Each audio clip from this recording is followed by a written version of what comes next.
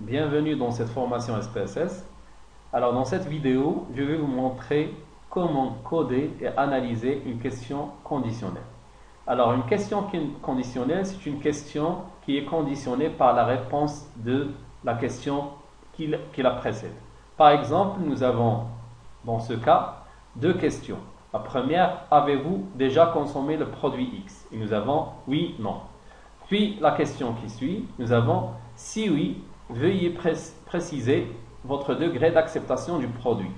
Alors, dans ce cas, donc, je ne peux pas répondre à la question 8 que si j'ai répondu par oui au niveau du question 7. Alors, au niveau du codage sur le logiciel, le codage il se fait d'une façon très normale. Donc, c'est-à-dire, je vais coder cette question avec modalité 1 pour oui et 2 pour non. Et par la suite, la deuxième question qui suit, donc je vais la coder de la façon normale. Mais par la suite, le problème qui se pose, c'est que au niveau de l'analyse, je vais voir comme quoi ma base de données n'est pas complète. Par exemple, si je travaille sur un échantillon de 100 personnes, donc je peux avoir au niveau des réponses de cette question qu'il y a 100 réponses, mais dans cette question, le nombre est inférieur à 100 parce qu'il y a des personnes qui ont coché non. Alors pour remédier à ça, on va procéder par une méthode de sélection des observations sur le logiciel SPSS. Alors, premièrement, je vais essayer de coder cette question sur le logiciel SPSS. Alors, je vais ouvrir, par exemple, une nouvelle base de données et je vais, par exemple, faire question 8, question 7, par exemple. Voilà, donc je vais Q7, un niveau de libellé, c'est consommation produit X. Et là, j'ai 1 pour oui, 2 pour non. Voilà. Ok. Je vais réduire le décimal. Maintenant, question 8, qui est une question conditionnelle. Donc, Naya, c'est l'appréciation par rapport au code. Donc, si oui, appréciation. Voilà. Donc, l'appréciation par rapport au produit X. Pardon, donc, au produit X. Voilà. Et là, j'ai une échelle de 1 à 5. Donc, c'est une échelle numérique. Je n'ai pas besoin de les coder. Donc, je vais faire ici échelle. Et par la suite, je vais faire ici, c'est nominal. Voilà. Donc, j'aurai la base de données comme ceci. Donc, par exemple, si je clique sur oui, je dois donner l'appréciation par rapport au produit que j'ai consommé. Par exemple, je vais écrire 4. Voilà.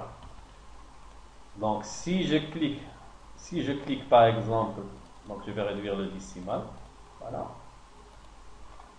Si je clique sur non, par exemple 2, je ne serai pas invité à répondre à la question. Même chose ici, oui. Donc je vais écrire 5. Oui. Je vais écrire 2. Ainsi de suite. Non. Je vais la laisser vide. Puis non, je vais la laisser vide. Puis oui, etc. Je vais répondre. Alors comme vous savez, comme vous voyez ici, au niveau de la base de données, vous allez remarquer qu'en quoi la question 7, elle comporte 7 réponses.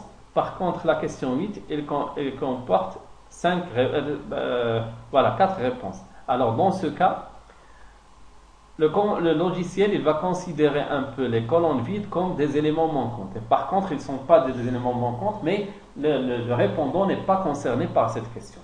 Alors, comment remédier donc, à l'analyse? Donc, si je fais un peu l'analyse de la question, vous allez voir comme quoi, au niveau de l'analyse, le logiciel nous a donné comme quoi, pardon, donc c'est pas les statistiques descriptives que je veux, mais c'est plus, je veux faire un tableau de fréquence, par exemple, donc voilà, c'est ça.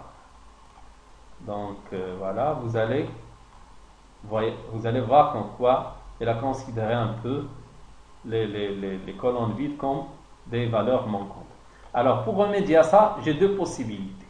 Donc, soit je vais remplir ces cellules par exemple, un code non concerné. Je vais écrire 2 ou bien 6 pour non concerné. Ou bien, je vais sélectionner au niveau de l'analyse juste les valeurs qui sont, par exemple, juste les personnes qui ont répondu par oui.